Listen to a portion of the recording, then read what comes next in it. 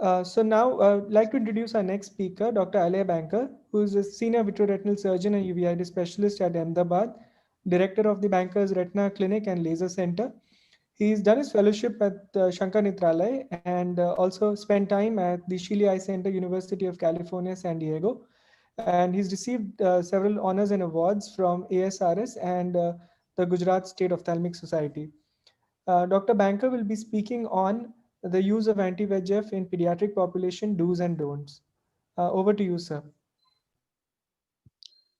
Thank you, Anirudh, for the kind introduction. And I would like to thank the Chandigarh Ophthalmic Society for giving me this opportunity. And I'm very fortunate that I'll be giving this talk in front of one of my mentors for this very dear uh, thought of mine, Dr. Dogra, and of course, Dr. Vishali, who has always been a dear friend and guide.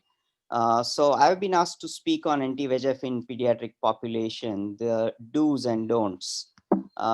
What I'm going to do is I'm going to talk you through my talk with very clinical examples. And as we all know, as of today, the anti-VEGF mainly for pediatric population is being used in conditions like retinopathy of prematurity, Coats disease, certain pediatric choroidal neovascular membranes, and as adjuvant therapy in retinoblastoma. However, of all these, I think it's ROP that is it's maximally used. So let's see the do's for the anti-VEGF in ROP. I mean, when should you definitely use it? Uh, it's particularly indicated in cases of a type 1 ROP. It can be used even as monotherapy. But as a word of caution, in any of these, there should only be a flat NVE. There should not be any evidence of a fibrovascular tissue or any evidence of the vitreous pulling in the neovascular tissue. I think the maximum usage as of today is in cases of aggressive posterior ROP or APROP. It's also used as salvage therapy after failure or progression of laser therapy. And recently it's used, just like in diabetics, it's also been used preoperatively before surgical intervention in stage 4 and 5 cases. Uh, I think the most important do's is whenever you use the anti-VEGF for ROP or for that matter in any pediatric population is has to be used in the right indication at the right timing with the right technique and with the right follow-up. And most importantly, I think the right counseling. I think this forms the most important aspect of the use of anti-VEGF in pediatric populations because it is unlike the adults, it's not been generally approved for the use in pediatric population. And as I mentioned, now it's even used as primary therapy. Uh, what are the don'ts? Well, the don'ts, most importantly, not to be used outside the indications. Most importantly, we are still not very conversant with the safety issues of the long-term side effects of the recurrence and the complications. And you should always stick to the current guidelines and randomize control trials. So just to walk you through the do's, this is one of our first cases. If you see a case like this was a case of rush disease, as we call. And if you see the persistent tunica vasculolitis, the pupil not dilating, these are the cases where the anti-VEGFs are almost indicated. And what you can do is, once you give the anti-VEGF, you can see on the right side how nicely the response is with the reduction of the neovascular tissue, dilatation of the pupil, and then you can go on and add your laser and achieve a very, very nice outcome. Second, as I mentioned, all cases with a flat neovascularization with APROP or for that matter, even type 1 ROP. And this is a very typical case where you can see these neovascular fronts, but there is still no fibrovascular tissue. And these cases respond extremely well with a single injection and they almost melt away. And you can see this melting and even the progression of the vascularization into the periphery. And these are the long-term visual photos. Again, APROP, I think it's the commonest indication now. And you can see how the severe APROP looks like and how it nicely responds. This is just 2 weeks post the injection, the plus disease and the tortuosity has gone away. And you can still see a large area of avascularity in the periphery. So the treatment is still not done. but it helps us to tide over the initial emergency. And again, the hybrid ROP, that is what Dr. Dogra's group has described. Again, if you see here, these are the whitest tissue. Now here you have to be very careful. I think you have to do a very nice indirect ophthalmoscopic examination to determine that this is not elevated. And if it's not elevated, then you will see the beautiful response that the entire whitish tissue totally melts away and causes increase in the vascularity. This, or what we call as the half zone ROP, I'm going to show you one more case. This is the vascularity seen only in the peripapillary area. These are seen in extreme premature childs, extremely low earth weight babies who have received a lot of oxygen, kind of oxygen-induced retinopathy or half-zone ROP.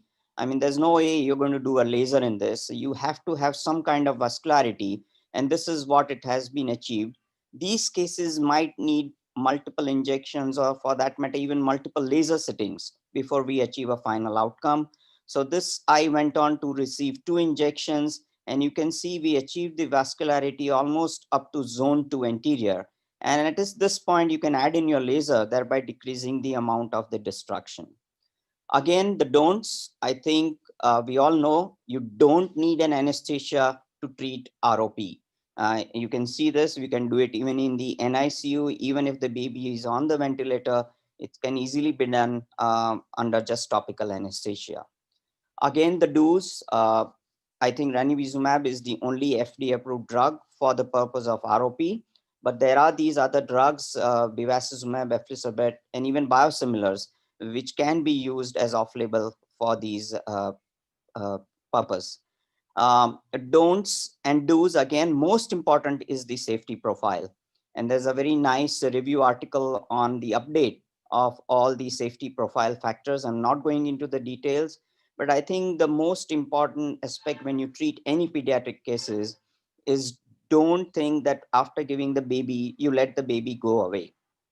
I think you have to have the baby under your care for a prolonged period of time, maybe more than 1 to 5 years, for the evidence of any of these systemic adverse events, namely the neurodevelopmental delays or respiratory, liver, nephropathy, and all these side effects, and of course the local side effects. I think the most important aspect is to recognize the recurrence after the anti-VEGF injection. And there have been different definitions. And I think the most important definition is the progression of the disease despite the previous treatment or a reappearance of the neovascularization. And I think the use of fluorescein angiography after the anti-VEGFs in ROP is becoming extremely useful to judge whether these babies need repeat treatments, either in form of a repeat injection or a repeat laser treatment. And these are the examples, and you can see, you can do the wide field angiography, which shows you the leakage at the edges of the vascular and avascular retina.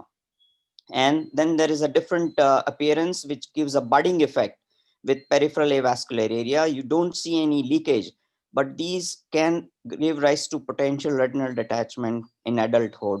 It's almost like you convert the APROP into FEVR stage 1 or stage 2. And currently there's a lot of interest in the use of AI to develop algorithms to identify which babies are at a higher risk of developing problems following anti-VEGFs in ROP. We in our clinic, it's compulsory and it's a must do that we follow all our babies on a long-term basis to study the structural changes by doing OSTs. We also do their vitreomacular interface studies by doing ultrasound. And what incidentally we have found that if you see a localized PVD developing at the edge of vascular and avascular retina, these babies do extremely well and almost have complete vascularization right up to the ora. But if you see the babies like this, which still have attachments, these are high risk babies which might end up in detachments. And these babies definitely need laser and definitely need very close follow-ups. We also study the choroid by doing the EDI.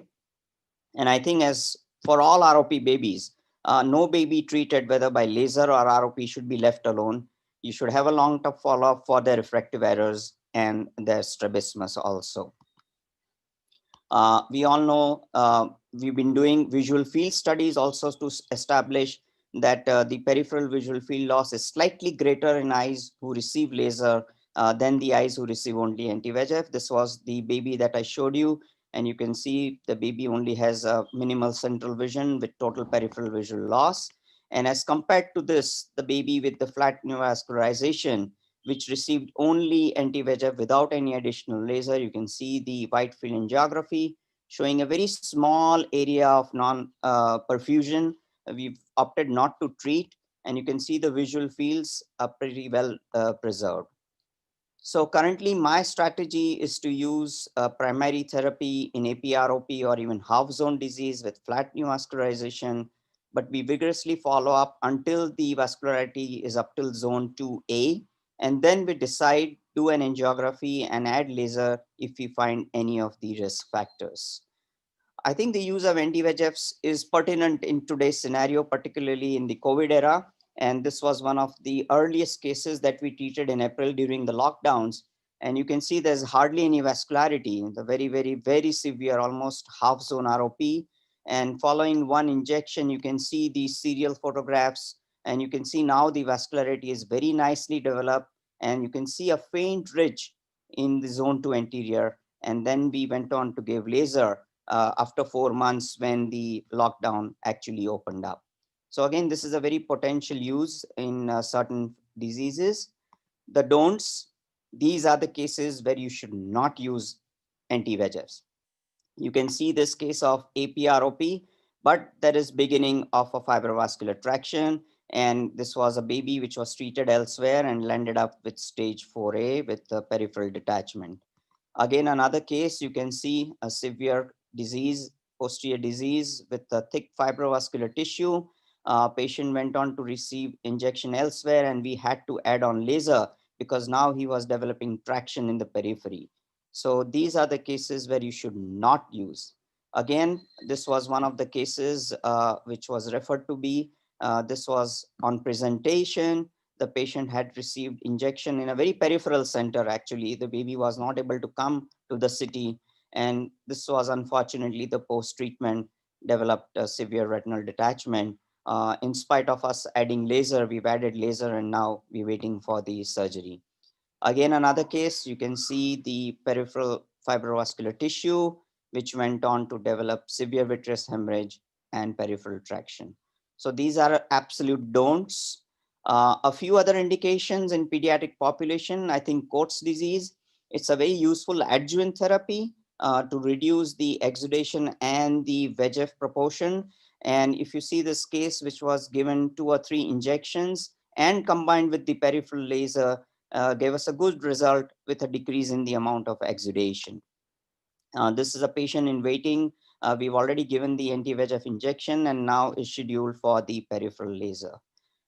We've had the opportunity to treat this very young girl who developed CNV from choroidal osteoma and has responded very well to a single injection of an anti-VEGF with complete disappearance of the CNV from the osteoma. So just a brief presentation from myself on a few indications, and I would like to thank the Chandigarh Ophthalmic Society again for giving me this opportunity. Thank you very much. Thank you, sir. For the lack of time, I think we'll just take one question for sir. In the context of ROP, and this question is by Dr. Diksha. So in your experience, how many multiple injections would you consider? What would be your maximum number of injections that you would consider?